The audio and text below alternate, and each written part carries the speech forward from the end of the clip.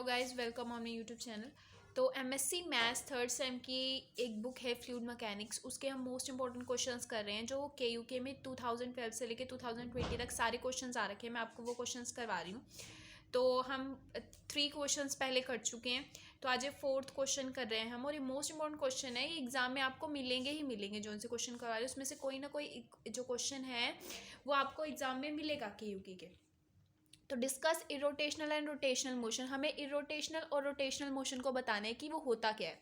सबसे पहले rotational motion, a flow in which fluid particle go on rotating about their axis is called a rotational motion. कि क्या है, कोई अगर फ्लूइड पार्टिकल रोटेट कर रहा है, एक्सिस पर रोटेट कर रहा है, तो उसको हम क्या कहेंगे, रोटेशनल मोशन कहेंगे। और इसको कैसे पहचान करेंगे कि वो रोटेशनल मोशन है या रोटेशनल मोशन है, उसके लिए हम करेंगे W इक्वल्स टू कर्ल के और not equals to zero at every time at every point. कि क्या है, अगर W इक्वल्स टू कर्ल के और नॉट इक्वल्स टू जीरो होगा, नॉट इक्वल्स टू जीरो होगा, तब उसको क्या कहेंगे, वो क्या होगा, रोटेशनल मोशन होगा। क्या होगा वो, रोटेशनल मोशन होगा। और जब eight every time and eight every point, कि हर एक पॉइंट पर और हर एक टाइम पर, मतलब एवरी टाइम मतलब किसी भी टाइम पर और एवरी पॉइंट पर जो वो फ्लो है, फ्लूइड पार्टिकल है, वो क्या कर रहा है, रोटेट कर रहा है। और तो इरोटेशनल मोशन क्या होता है, a flow in which every fluid particle doesn't rotate about its own axis called irrotational motion. कि क्या है, अगर फ्लूइड पार्टिकल जो है वो रोटेट नहीं करेगा तो उसको हम क्या बोलेंगे, इरोटेशनल मोशन कहेंगे। और इसको कैसे लिखा जाता है, इज इक्वल्स टू, इसको लिख जाता है W equals to curl q equals to zero. ये होता है rotational motion, equals to zero होता है। और इरोटेशनल मोशन क्या होता है, नॉट इक्वल्स टू, मतलब नॉट इक्वल्स टू जीरो होता है और इक्वल्स टू जीरो होता है।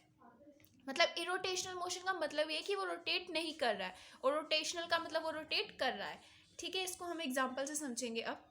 तो consider fluid motion given by u equals to k x, v equals to zero and w equals to zero, where k not equals to zero. अब हमने क्या किया है, u की वैल्यू ली है, u लिया है, v लिया है और w लिया है। u यहाँ पे के एक्स है, v यहाँ पे जीरो है, w इक्वल्स टू जीरो है।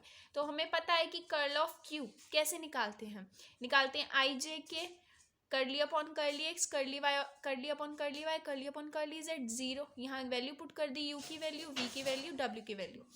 अच्छा, इसका जब हम डिटर्मिनेंट खोलते हैं तो कैसे लिखते हैं, first row first column I as it is, इसको इससे मल्टीप्लाई करेंगे, इसको इससे मल्टीप्लाई करेंगे, माइनस जे, इसको ले लिया, इसको इससे मल्टीप्लाई, इसको इससे मल्टीप्लाई कर दिया, प्लस के, इसको इससे मल्टीप्लाई, इसको इसके मल्टीप्लाई। ठीक है, तो अब हम अगर हम जीरो को किसी भी चीज़ से मल्टीप्लाई करते हैं तो आंसर हमेशा क्या आता है, जीरो। और इसको मल्टीप्लाई करेंगे, आंसर जीरो, और इसमें क्या आएगा, आंसर आएगा जीरो। तो कर्ल क्यू की वैल्यू क्या आ गई, जीरो।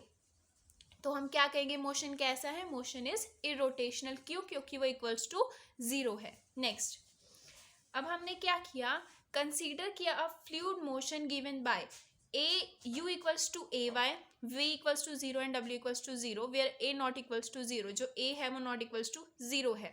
तो curl of q equals to, हमें पता है क्या होता है, आई जे के करली अपॉन करली एक्स, करली अपॉन करली वाई, करली अपॉन करली जेड। u की वैल्यू पुट की, v की वैल्यू पुट की और w की वैल्यू पुट की।